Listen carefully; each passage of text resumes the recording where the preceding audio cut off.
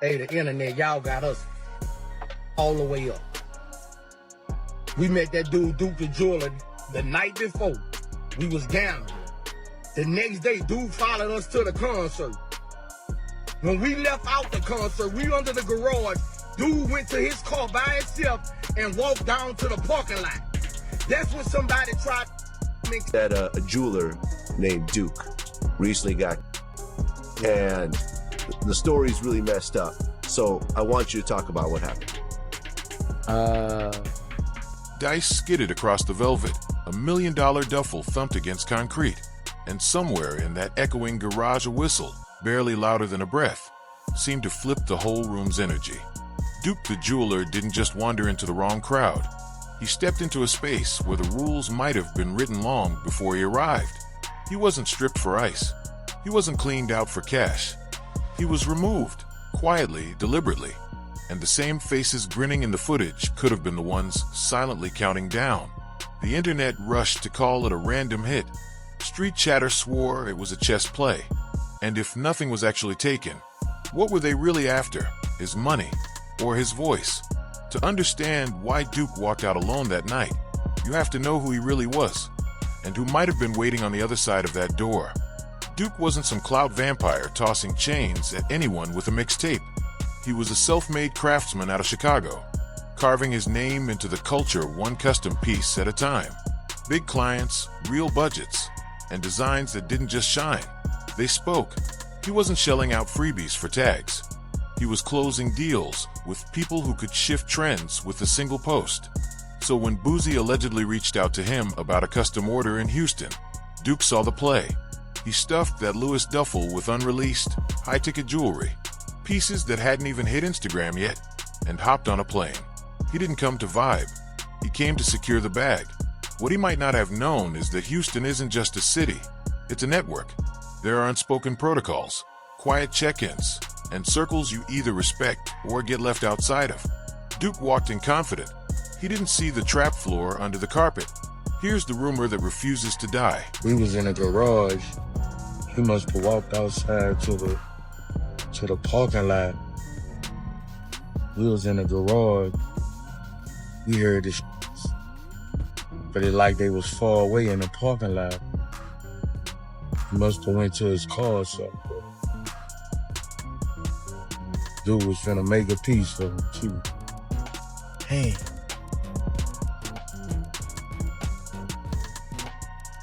Tanner invites him in. Act like he's covering for him, hanging out, everything is cool. Let's go here, let's go there, let's go here, let's go there. He introduces the dice game. He got 3 right, who rotate the dice. Now these dice is loaded. Tell me it's a Wolf, Big Caprice, and watch this, and Little Cam are the loaded dice rotators, right? He said what? There was a situation that occurred that a certain jeweler round and got past the dice on accident and was hitting on them for a couple hundred. They got irritated about that. I ain't gonna go too far into that story because, right, boom. The only way they could get their money back was however money back. He said, but Lil Cam, Wolf, and Big Caprice are the 3 designated to say I'm up, I got the next, and they pass the dice to each other, but they loaded, but they shooting. That dice game wasn't some casual after-party activity. According to leaked audio and street insiders, it was a controlled setup. Same few names rotating the dice like a ritual. Lil Cam, Big Capri Wolf. The claim: the dice weren't left to chance. Not every roll, not every turn, but enough to make sure the house stayed fed. And allegedly, that house was J. Prince Jr.'s. Word is he skimmed a cut, around 30%, off every pot. So imagine Duke, draped in diamonds, confident, filming the night, suddenly grabbing dice that weren't meant for him and hitting everything. Hundreds turn to thousands, stacks start piling, And every chip he pulls feels like he's taking it straight out of someone else's mouth. In a supposedly rigged ecosystem, messing up the rhythm isn't luck, it's a threat. And threats get handled. Freeze that footage at the right second, and odd things pop out. Boosie appears to let out a soft whistle, not loud, just enough. His nephew's head snaps around like he heard the starting pistol. A guy in a red hoodie taps him lightly on the arm, almost like a coded, "You saw that." The vibe nosedives. Laughter clips. Eyes narrow. Nobody yells. Nobody flips a table. It's colder than that. Duke keeps throwing dice, but his shoulders look different. His grin fades. Instinct has a way of whispering louder than any shout. Then he leaves. No security. No crew. No one walking him to the car. Hours in a room with jewelry worth 7 figures and stacks of tension on the floor. And he's strolling across a dimly lit lot alone. That's not just risky. It feels timed. A few minutes later, shots ring out. Duke is hit and doesn't make it. But here's the detail that had everyone side-eyeing the robbery headline. His jewelry was still on him. Chains, rings, everything. Whatever happened, it wasn't about stealing the shine. The Lewis bag. According to reports, it didn't vanish into the night. It allegedly surfaced in Boosie's house. Duke's phone. Sources say it last pinged near Boosie's studio before it was powered down. Not destroyed. Not wiped. Just silenced. Forensic Talk Online claimed prints from Boosie's nephew and cousin were found in Duke's rental car. Meanwhile, Boosie jumped on Instagram Live mid-flight, looking stressed, saying he barely knew Duke, and that Duke just walked off. Barely knew him? This is the guy supposedly making you a custom piece. You invite him to a private dice game. Let him flash $1 million in product, and then let him walk out alone. Either that's beyond careless, or something else was playing out. And the feds? They didn't shrug and move on. They allegedly peeled Duke's case off into its own federal investigation. No delays. No burying it under backlogs. Just a straight line into the night in question. Jeweler. I gotta do my research, see what jeweler might have been down there shooting dice. But nevertheless, to all the entertainers, you know, Dukes of Hazzard was one of my favorite shows, right? I don't know if y'all watched it. Thinking about Daisy Dukes for a reason. I don't know why I said that. You know, one might go with it, may not go with it, but I don't know. The math is math and let it math. But entertainers, beware. Oh, with Jay Prince Jr., when he talked about let's go shoot some dice. Because the loaded dice crew of 3, Cam Wolf, Big Caprice. We know Lil Cam in there because I believe somehow, some way, he was caught up in the dice situation. Rest in peace, Takeoff. I don't know what's going on. But what I do know this, Jay Prince Jr. got a whole thing that when y'all come into town, hold on, bro. Didn't they say 5th Ward earlier that day shooting dice? Yep, that's a fact. That word been out, Wet. That word been out. We been got that memo. And then, so I've been getting hit all day, and it got to the point at the thing, Quavo like, that it's a dice. That's what this nigga Jay Prince Jr., boy, these niggas got all kind of shit going on down there. He said the jeweler nigga got past the dice. He didn't even know the motherfuckers was loaded. He just think he hit. These niggas is mad as a motherfucker because they like, nigga, how you pass this nigga the loaded dice on up? The pattern on everyone's lips got darker 2 weeks later. Takeoff, shot during another dice-related dispute, linked to the same orbit. Different night, different room. Same kind of setup, controlled environment, friendly game, energy flips. A star doesn't leave alive.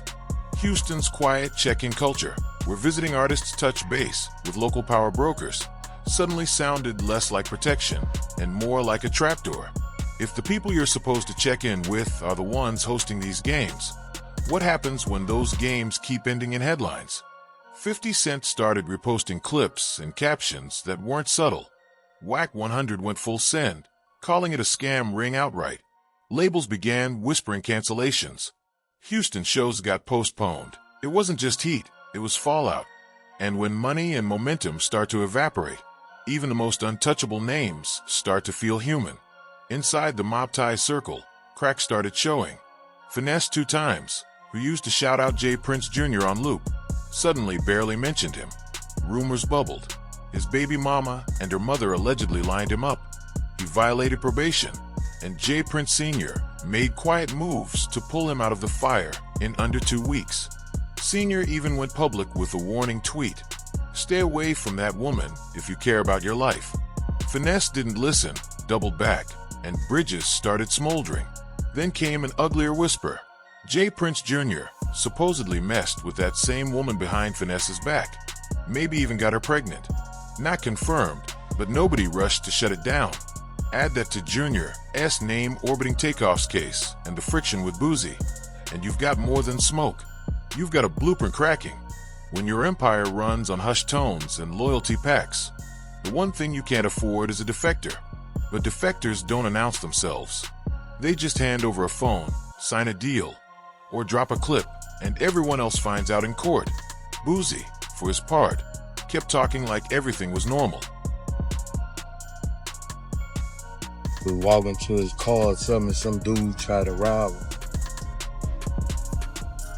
Some dude tried to rob him.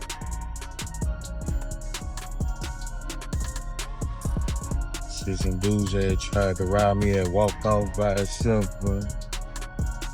I had just met dude yesterday.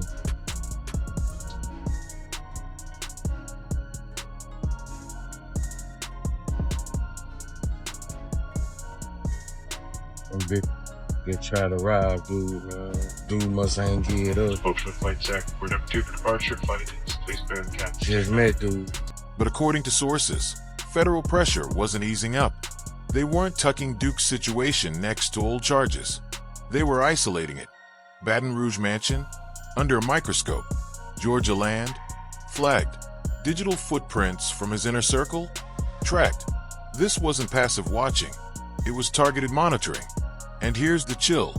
People kept saying Duke's final moments might have been recorded. Maybe a security cam. Maybe a shaky phone from someone outside grabbing a smoke. If that footage ever surfaces, whether it's leaked to a gossip site or dropped in a federal courtroom, it won't matter how many lives anyone does. You can argue against rumors. You can't outtalk video. And while that possibility hangs, promoters and labels keep their distance. This isn't a spicy headline anymore. It's giving full-on Rico energy. And Rico doesn't care about who dropped the hottest verse in 2003. Artists aren't dumb. Word spreads faster than music these days. Quiet group chats lit up. If you fly to Houston, move with people you trust.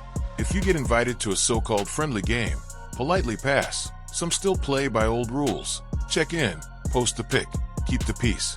Others ghost, avoiding any invite that feels like a funnel. 50 keeps throwing slick jabs. Whack keeps naming names. Smaller channels piece together timelines. Bigger outlets hover till the paperwork is public. In the middle of it, that dice table sits like a cursed prop. The same names, the same script, different ending. Loyalty turns into liability when headlines hit. And when heat finally turns to fire, someone always decides speaking is safer than staying quiet. So who moves first? Boosie, if the pressure goes from questions to cuffs. Finesse, if his ego outweighs his silence. Someone we haven't even connected yet. Or does J. Prince Jr. do the unthinkable? Pull the plug on the code to protect himself? Because when power is built on fear, and fear stops working, sacrifice is the last card on the table. Let's rewind and lay it straight. Duke the jeweler flew into Houston with $1 million in custom work, a reputation climbing fast, and enough swagger to light up a room. He sat at a table where, allegedly, the dice didn't roll free. He racked up wins that weren't supposed to happen. The energy flipped. He walked out alone. Shots went off. Jewelry stayed on. A bag popped up where it shouldn't. A phone died where it shouldn't. The feds separated his case from the pack. Another artist lost his life at another dice table 2 weeks after. Boosie stammered on live. 50 Cent posted receipts with side-eye emojis. Whack 100 went on record like he'd been waiting for the call. Finesse slid away. Junior caught whispers from every angle. And somewhere, if the rumors are true, A file holds the answer everyone's tiptoeing around. If you had the footage that could end careers but save your freedom, what would you do? Sit tight and hope the storm passes? Sell it to the highest bidder? Send it straight to a lawyer and let dominoes fall where they may? Comment your take, but keep it respectful. Names are named, but the full truth is still unwrapping itself in real time. If you were duped that night and felt the air freeze, what's the move? And if you're still showing up to friendly games in cities with whispered rules, ask yourself this: are you really gambling, or are you getting played? Hit like if you're here for the stories behind the shine. Subscribe if you want the next chapter, because someone just quietly cut ties with mob ties, and the reason might be the loudest siren yet. Stay sharp